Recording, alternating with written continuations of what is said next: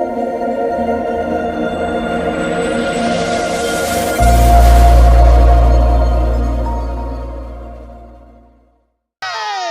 पड़े पग में अरिहत को जोड़, जिसका साहस अकल सैल से बढ़ के हो, वो जवा जंग में हरदम मचाए बवन। अरे गीत गाए जमाना सदा शौर्य का, लेखनी को यदम से चलाए सुर।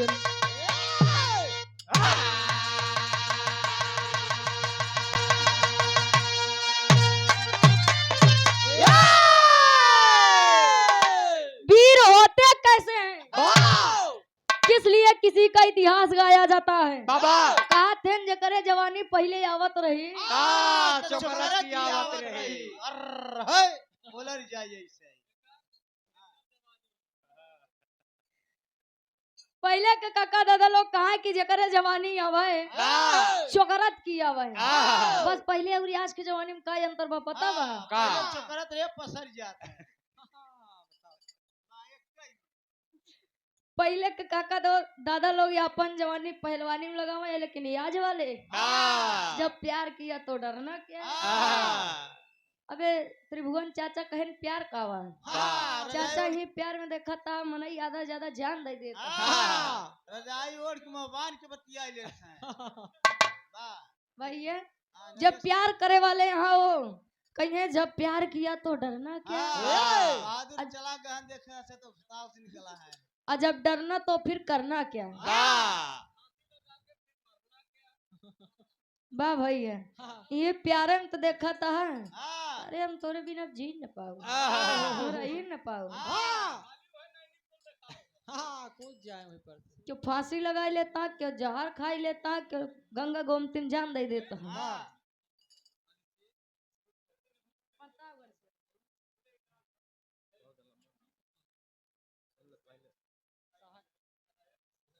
अभिषेक चौधरी ITI सहायक अध्यापक साहब, पट्टी प्रतापगढ़ की पावन धरती से। 101 रुपए कमाना आशीर्वाद गोड़ छू के पहली बार तो जान ला बिना प्रेम का संसार नहीं बा। चाहे क्यों स्वार्थ से करे चाहे निस्वार्थ से करे, लेकिन बिना प्रेम के कत्तो कुछ नहीं बा। प्रेम पाक होना चाहिए। पहले को लोग प्रेम करत रहे, नहीं आज वाले लव करत है। ये लव में सब हो जाता सुरेश चाचा। देखा था कितना जने बिरादरी बाहर हो जाता ये लव में। बारे लव पाकिस्तान से हिंदुस्तान चली आवती क्या करबे, जहाँ गाय जाए वहीं ले। बड़ी बढ़िया गीत गजल के संकेत करते हैं कवि जी का।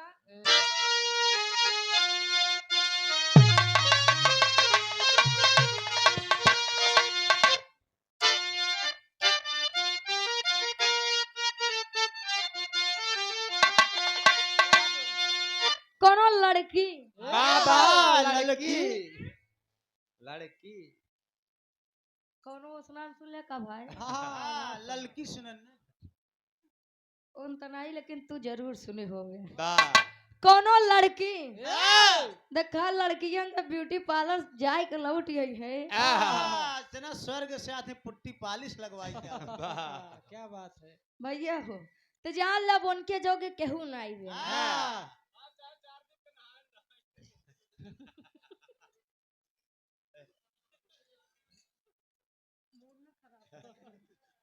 लड़कियां कहे का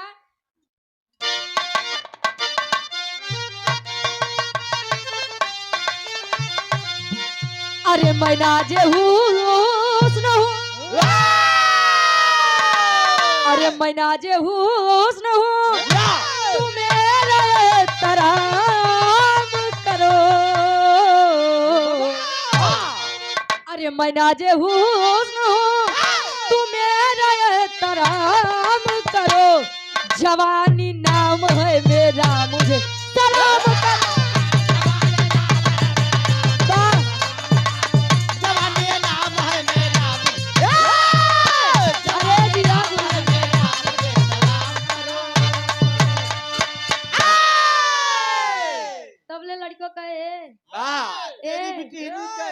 सुन रे हाँ सुन रे हाँ सुन काहे सुन तनी हमार बात सुन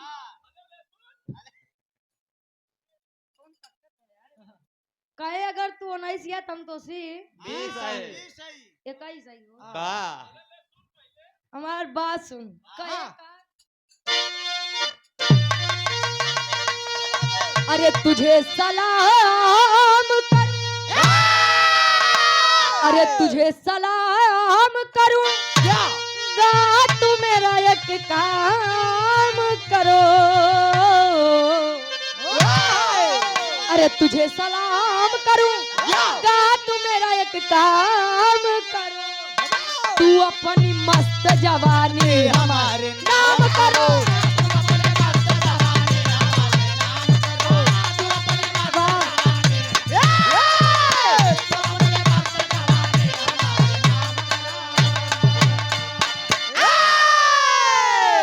कहे तू अपनी मस्त जवानी हमारे नाम करो वाह विरह में कवि जी भाव लिखा था इनका अरे लहू की धार पे अरे लहू की धार पे अब कहानी लिखी जाती है अरे लहू की धार पे अब जवानी लिखी जाती है आन पर जान दे कहानी लिखी जाती वाह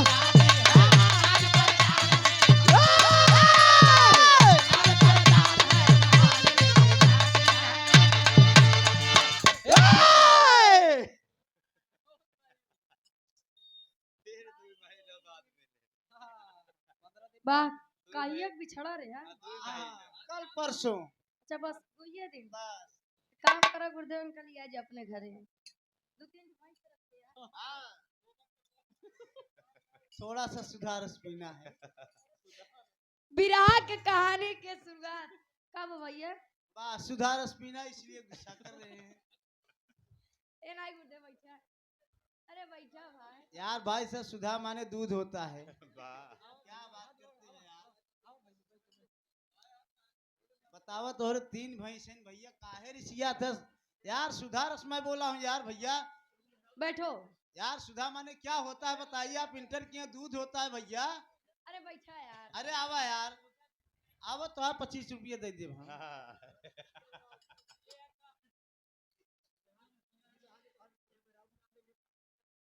अरे यार झगड़ा लगा होता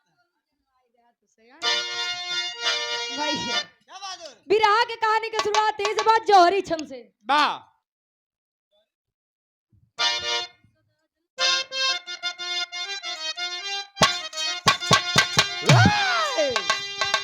अरे इतिहास सदा जलता है वीरों के पीछे पीछे रण हो जाता है खाली तलवार जहाँ पे गिरे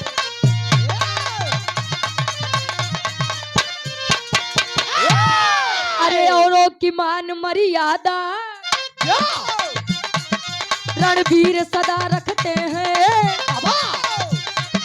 दर्शन मुखिया जाए गर्दन को अलग करते हैं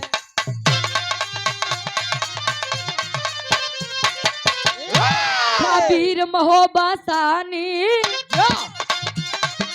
आल्हा उदल की चर्चा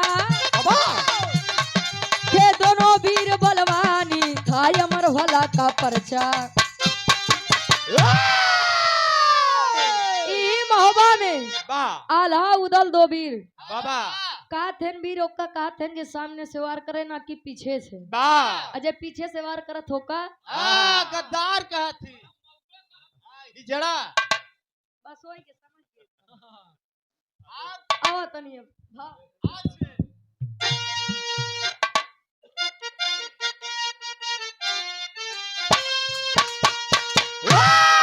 अरे तो आल्हा की पत्नी सोना सुंदर सुशील थी पावन आया सावन का महीना उदल का किया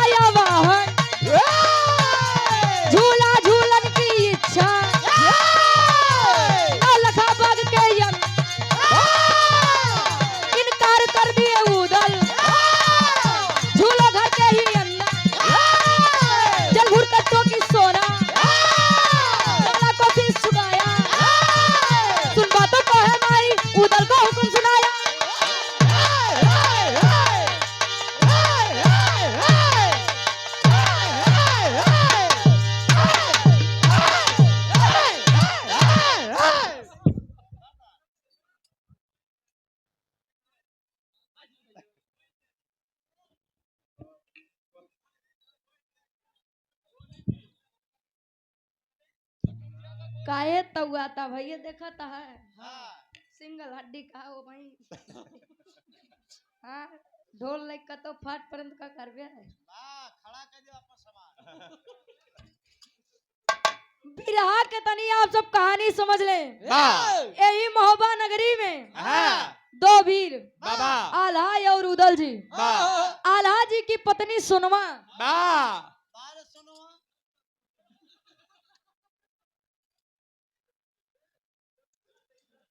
सही में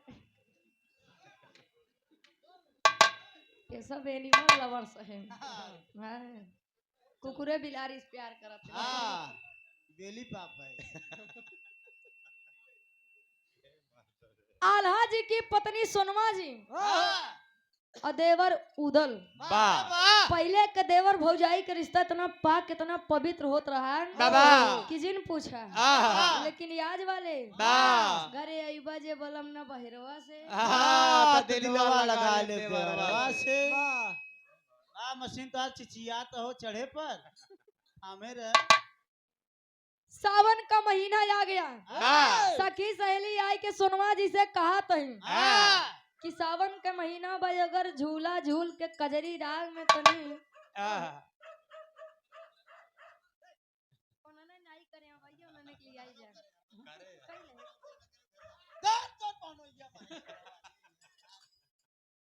जे बाबू भैया लोग भोजन न करे होए अरे भैया सब होइए दीदी काकी माई चाची चाचा सब जने भोजन जे न लिए होए ये नहीं से छोड़ के आप सब भोजन ले ले भैया हाँ भैया कदे बियाह गा लेता बैठे रहे कहीं कि अगर झूला झूले के मिल जात वाह तो सावन के महीना में तनी मनोरंजन हो जात हाँ, कहीं तब कोनो चीज के दिक्कत बा वाह कहीं हिया ना हुई नौलखा बाग के अंदर हाँ। अगर चला चला झूला झूली उठत तो मजा आई जात हाँ। कहीं बस इतनी छोट बात वाह उदल जी का बुलाई हाँ। उदल जी आइन के हाँ बोलिए कहीं हमार बड़ी झूला झूले की इच्छा बा वाह कहीं कोने चीज की दिक्कत बा अंदर झूला बा झूलतो नहीं हाँ। कहीं हिया नहीं पथरीगढ़ के उन नौलखा बाग के अंदर में वाह कहीं की पथरीगढ़ यानी ज्वाला सिंह के जितना क्षेत्र में आवत है इनकार कर दिया उदल जी कहे कोई जरूरत नहीं है घर के अंदर झूलो वाह जाई के माई देवला से कहती कैसे भी जन्माए है ऐसे वाला जा था ऐसन वीर जन्माए हो के भैया कहन कैसन वीर पैदा करे है जे हमार छोट सा इच्छा नहीं पूरा कर सकते हैं अब बात माई देवला के आगे कहे उदल वाह अब हमारे पतोही का ए बेटा वाह बोलिए माते उठा छोड़ दे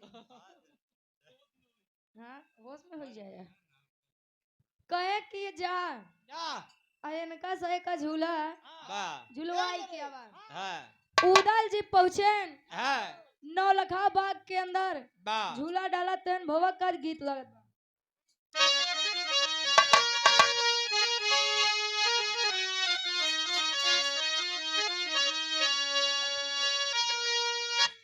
कौनो दुल्ही बतावे वाह त्रिभुवन चाचा हाँ। ये सब तो जान ले आप सब हाँ महान है महान है हाँ ठंडी देखा पड़ती ही कर रहे हैं हाँ कहा दिया दुल्हिया का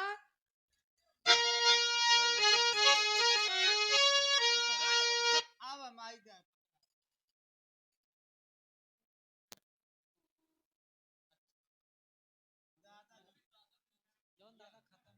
स्वर्गीय दादा आप इस्माइलगंज की पान धरते से इस स्वर्गीय दादा के आप मौसी के बिटिया हैं वाह अरे होई भैया दीदी है इस्माइलगंज की पान धरती से 21 रुपए का महान आशीर्वाद गोड़ छू के पहली बार के नौना धारी सो इस्माइलगंज हाँ दादी हम जानत ही वाह अरे तगरी पे गगन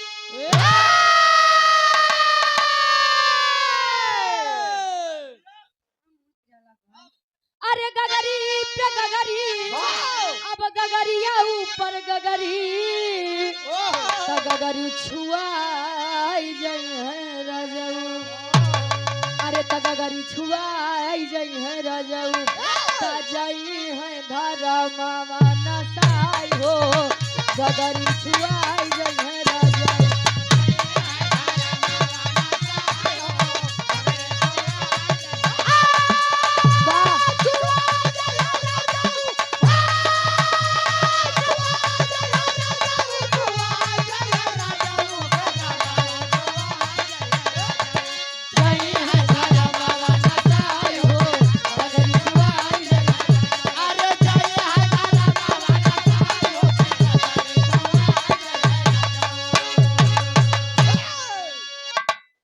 लेकिन वह नौलखा बाग के अंदर भवा का उदल जी झूला जब डाल देन तो सखी सहेलिन गावत थी का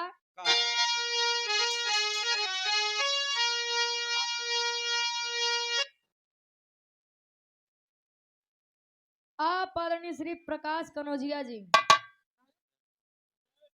हुसैनपुर की पावन धरती से 101 रुपए का मान आशीर्वाद 100 में सबके नमस्ते प्राण स्वीकार हो कहे का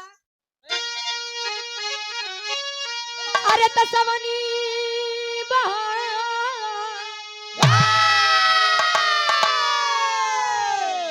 अरे तसवनी बहार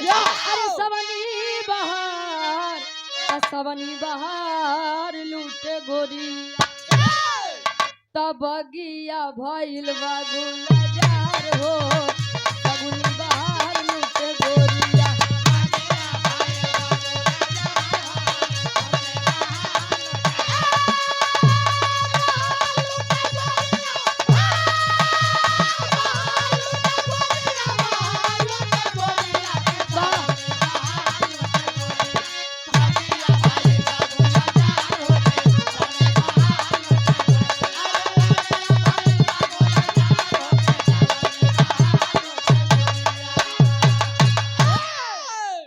जब झूला डाल देन कहन कि हमार सोए का काम नहीं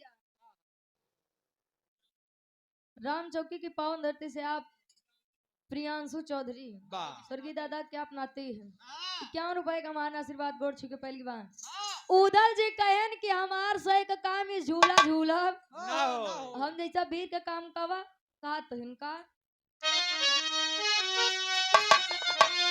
अरे डाली के झूलनवा उदल खोजे शिकार हो डाली के झूलनवा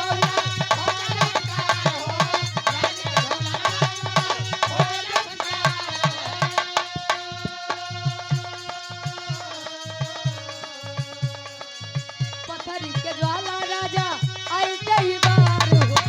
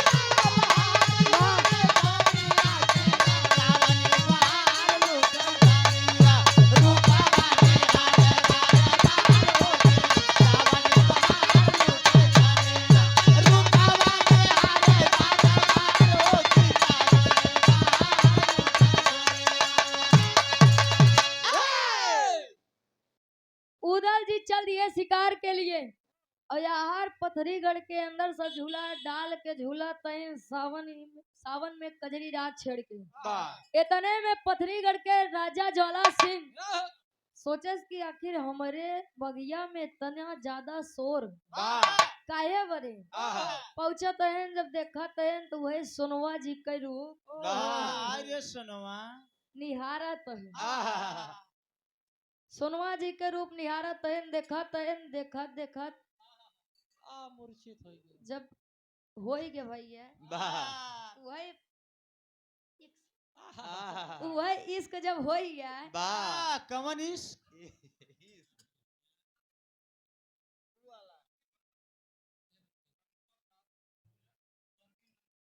आप आदरणीय श्री शंकर लाल कनौजिया जी बा 101 रुपए का महान आशीर्वाद गोड़ छुके पहली बार। आप आदरणीय श्री आलोक यादव जी दौलतपुर की पावन धरती से बा समाज सेवी भैया जी के द्वारा 51 रुपए का महान आशीर्वाद गोड़ छुके पहली बार। जब ज्वाला सिंह देखत देखत जब ओकरे दूसरे दिमाग दौड़ गया बा तब ओकर हाल देख के कवि जी टेरी के भाव में लिखत है इनका का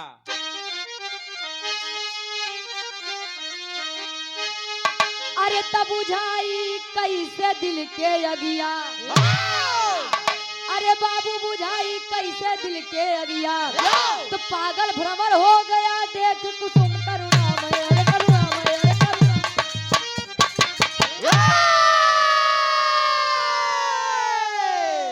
तो पागल भ्रमर हो गया देख कुसुम करुणामय बा बुझाई कैसे मन के अगिया। बा धीरे धीरे जब जाई के सोनवा जी की आगे प्रस्ताव रखे कि रानी आए जाने मन जाने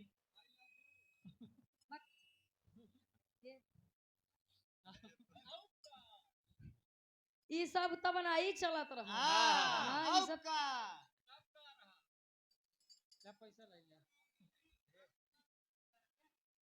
आप परम सम्मानित परम सदैव आदरणीय आप हमारे गुरु जी बा श्री अमलेंदु आवारा जी बाबा गुरु जी के द्वारा इस भाव को समझते हुए बा 101 रुपए का महान आशीर्वाद गोड़ छू के पहली बार आशीर्वाद के चाह रही बा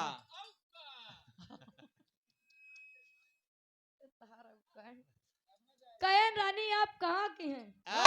कहें काहे हाँ का मतलब है कहें हम आपसे विवाह करना चाहते हैं। बा बा विवाह विवाह विवाह उनके बिया थोड़ी तो बाबा हाँ भागम भाग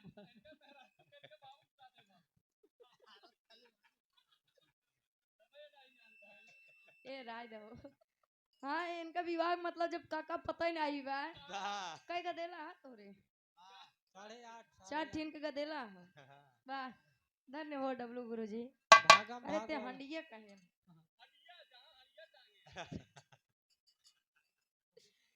कहें हम आपसे शादी करना चाहते हैं कहें कि सुना हम महोबा के राजा आल्हा के पत्नी बा पत्नी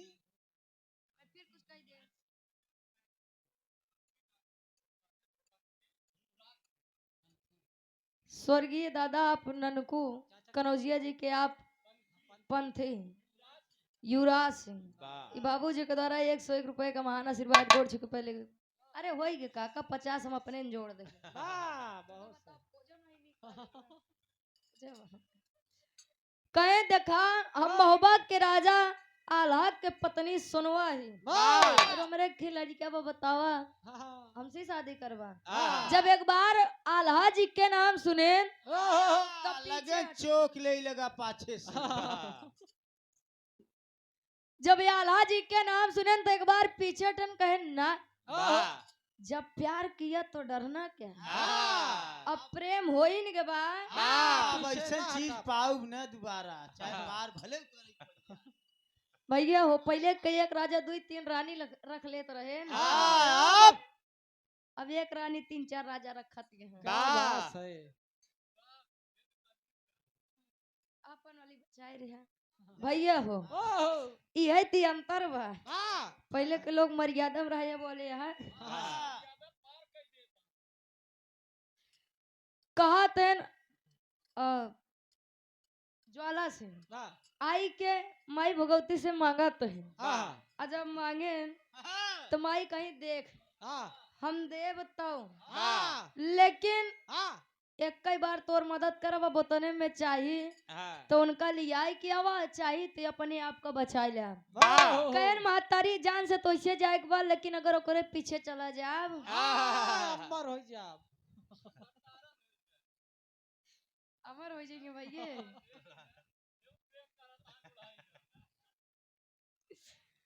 कहन कि बस एक बार हम ओकरे साथे रहे चाहिए थे मई आइन भेजिन 4 दूत सोनवा जी का खटिया सहित महोबा नगरी से लाई के पथरी गढ़ में लाई के रख दे। और जब सुबह बा सोनवा जी उठी, देखी कहीं कहा आएगी। सारी बात ज्वाला सिंह बताए अपने बिटिया सुगा पंखनी। बिटिया का बोलाई के लिए आई क्या कहन बिटिया तार नईकी माई है।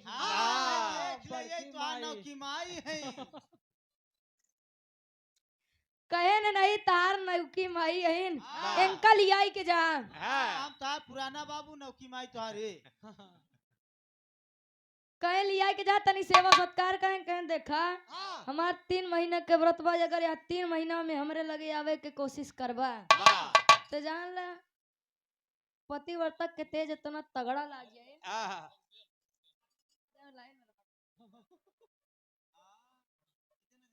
आप आदरणीय श्री हरिलाल बाबूजी भूतपूर्व प्रधान साहब हुसैनपुर की पावन धरती से 151 रुपए का महान आशीर्वाद गोड़ छुके पहली बार यार महोबा नगरी में सोनवा जी के खोजा तहाँ सब यार उदल जी नारी के रूप रखे।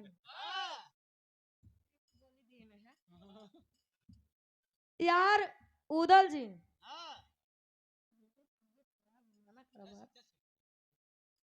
नारी का रूप रखे जब यार से वहां टहरत है पहुंचन कहा पथरीगढ़ में चुड़ियारिन बन के।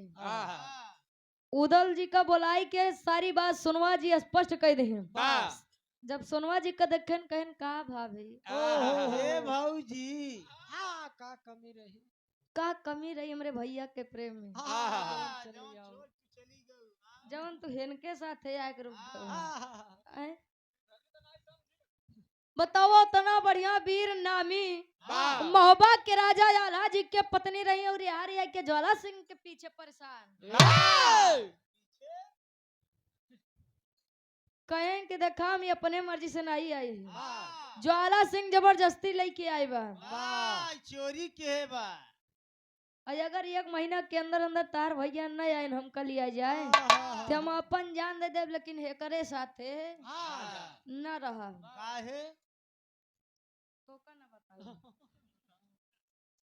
आए सारी बात उदल जी समझाए देन। आज पलटन सजत बा महोबा कहे पथरीगढ़ पे चढ़ाई करे बरे तनी वीर रस के भाव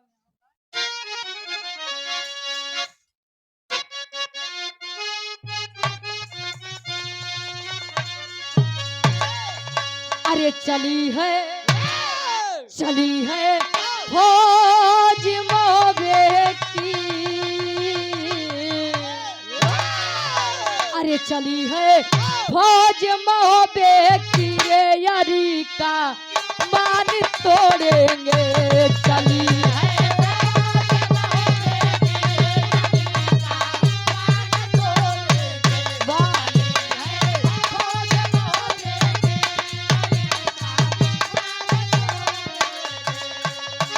अरे चली है फौज महोबे की अरी का मान तोड़ेंगे रे यारी का मान तोड़ेंगे करेंगे करेंगे नास पथरी करे नहीं परी मान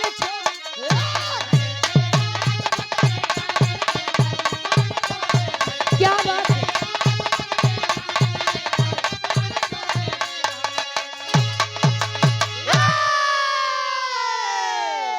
अरे ढा दो दुर्ग बैरी का करो संकोच ना कोई रे करो संकोच ना कोई जवानों जवानों लूट लो गढ़ को रे नहीं परी मान छोड़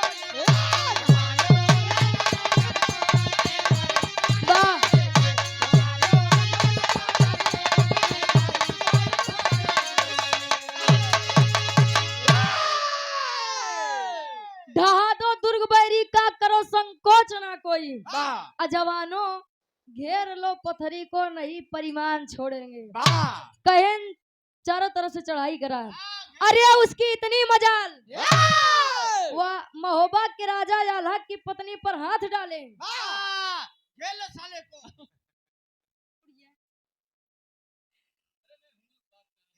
कहे चारों तरफ से चढ़ाई करा एक बार ये का हाँ, बचाई के मौका ना मिले के चाहिए। हाँ, जाय पावे। हाँ। कवि जी पहापट के भाव में लिखा था इनका,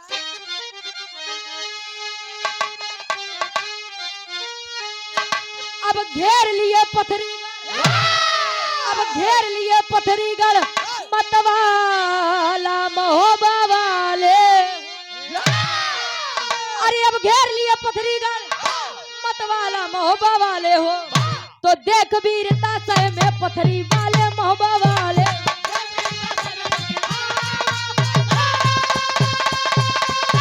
वाह!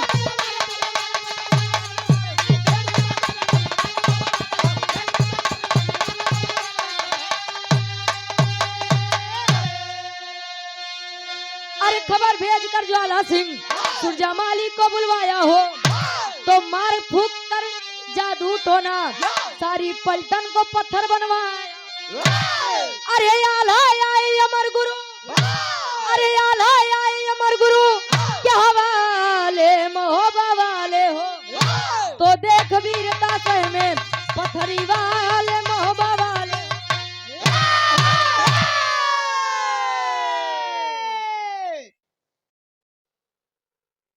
ज्वाला सिंह जब देखे कि चारों तरफ से हमार सेना घिर चुकी बा, तो दोबारा आई के अपने वेदी पे पूजा पाठ आराधना वंदना करत चालू कर दी। माई आई कहीं बेटा कहे रही कि कई बार मदद करब, हाँ, दोबारा नहीं बेटा। दोबारा मदद हम न करब। हाँ, कहे का समझत हूँ। हाँ, अरे क्या समझती हैं आप हमारी मदद नहीं करेंगी तो कोई मदद ही नहीं करेगा। हाँ, खबर भेज कर सुरजा मालिन को बुलवा लिया। वाह, और सुरजा मालिन के लगे ऐसा चीज रहा न हाँ, कि अपने जादू से हर एक इंसान का पत्थर बना सकत रहे। वाह, जादू से पूरी पलटन को पत्थर बनवा दिया, वाह, सिर्फ आल्हा जी को छोड़ के। हाँ, आल्हा जी आए छत्तीसगढ़ में ही अमर गुरु के लगे, वाह, सारी बात बताए समझाए। ओहो, अमर गुरु निदान किए, वाह, दुई पुड़िया दई के। वाह, कहीं एक पुड़िया अबे जाय के डाला, पूरी पत्थर से ना तार फिर से पहले जैसा होए। वाह, आ दूसरी पुड़िया तब खोला जब सुरजा मालिन दोबारा आए। वाह, ओकर जादू टोना कोनो काम ना करे। न करे। वाह, कहते आल्हा के भाव में,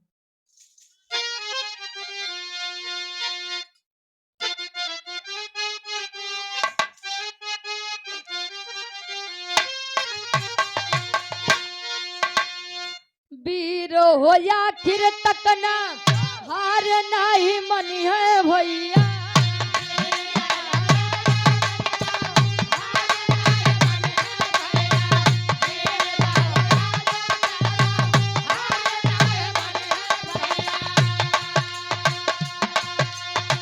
लड़िए जब तक रहे उनके घाटी में पड़ा,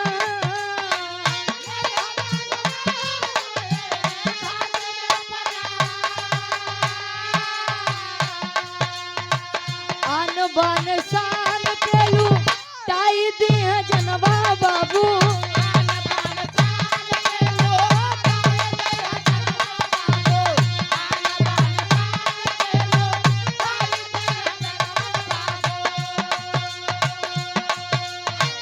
मनी है नहीं हार टाई दी है भोले जान।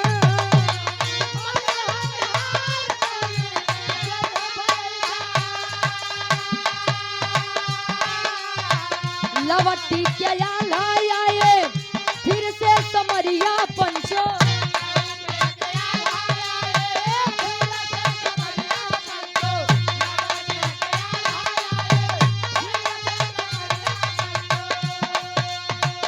पथरी के भूमि पे मचावेला तूफान।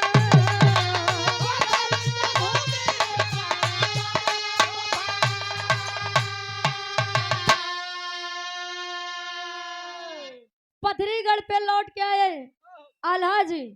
पहली पुड़िया का निदान पत्थर की सेना पर किया और दूसरी पुड़िया का निदान जब सुरजा मालिन दोबारा आए तब। वाह, आज युद्ध हो रहा है। ओहो, और जब युद्ध होत बा हाँ, त्यार धीरे धीरे सेना समाप्त होए लगी, तब आहा, उदल जी ज्वाला सिंह को लेकर आए। कहीं हमार ना हमारे भाभी जी के हाँ, वाह, तो गुनहगार बा। वाह, और जब इतना बात सुनवा जी, देखिए कहीं ना थे का छोड़ दे। एका छोड़ दे।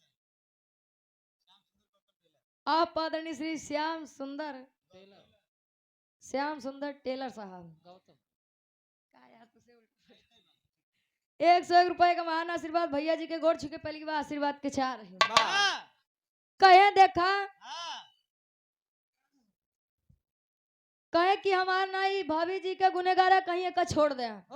कहे अरे वाह, इतना ही आपका दिक्कत करे बा, इतना तकलीफ दे बा, अब बताओ तू का कातिया छोड़ दे। कहे एका ये करे बारे नहीं छोड़त है, ये करे बिटिया बारे छोड़त है। जब तक हम पथरीगढ़ में रहे तब तक हमार बड़ी सेवा सत्कार करे। हमार बात माना कि इंदल के विवाह बिटिया के साथ थे कह दे। तब अलाजी करेन का खड़ी के भाव में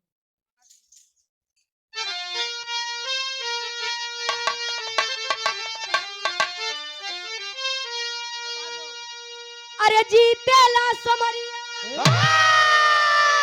अरे जीतेला समरिया, अब मोहब्बत के बीरवा, अरे जीतेला समरिया, अब मोहब्बत के बीरवा। इंदल झूले ले, इंदल घूमे ले भवरिया आला के बीरवा।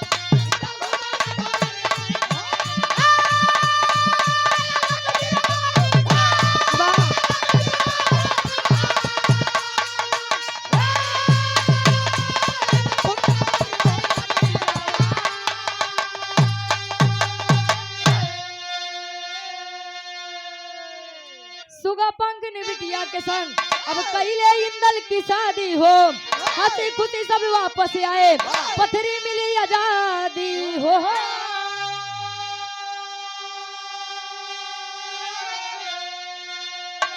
अरे बाजेला बजनवाया, अरे तो बाजेला बजनवाया मोहब्बत के दुआरा।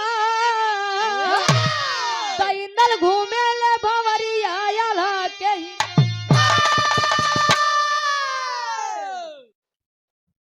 इंदल जी के विवाह सुगा पंखनी के साथ थे भा। ज्वाला सिंह सोचे कैसे हमार जान बचे। हंसी खुशी सब सोनवा जी का लियाई के साथ है कि पतो हो लियाई की महुआ नगरी में वापस आए। भैया नारी अगर चाय लेने तो नहरा बने दी। अबे चाचा बताओ बहन जी, अगर नारी चाय ले तो सुई से समुंदर खोद सकत है। भैया कहे तिरिया चरित्र दैवो न जाना है, मेहरार गुण तो भगवानों नहीं समझ पाए नहीं। आप सब तो बहरहाल इंसान है। तू जाना तो था भाई। आखिरी में खानदान का परिचय बा।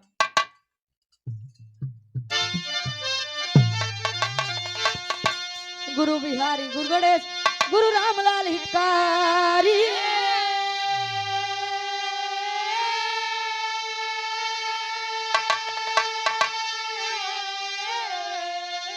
अरे स्वर्ग बसे चंद्रिका कबीर, राधे श्याम जी बने पुजारी हो।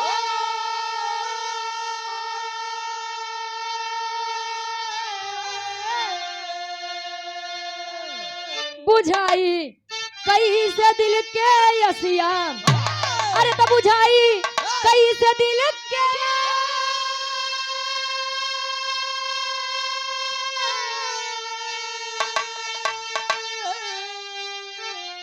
बुझाई कैसे दिल के यसिया, रुचि कभी सुरेंद्र की जोड़ी मुस्काई। बुझाई कैसे दिल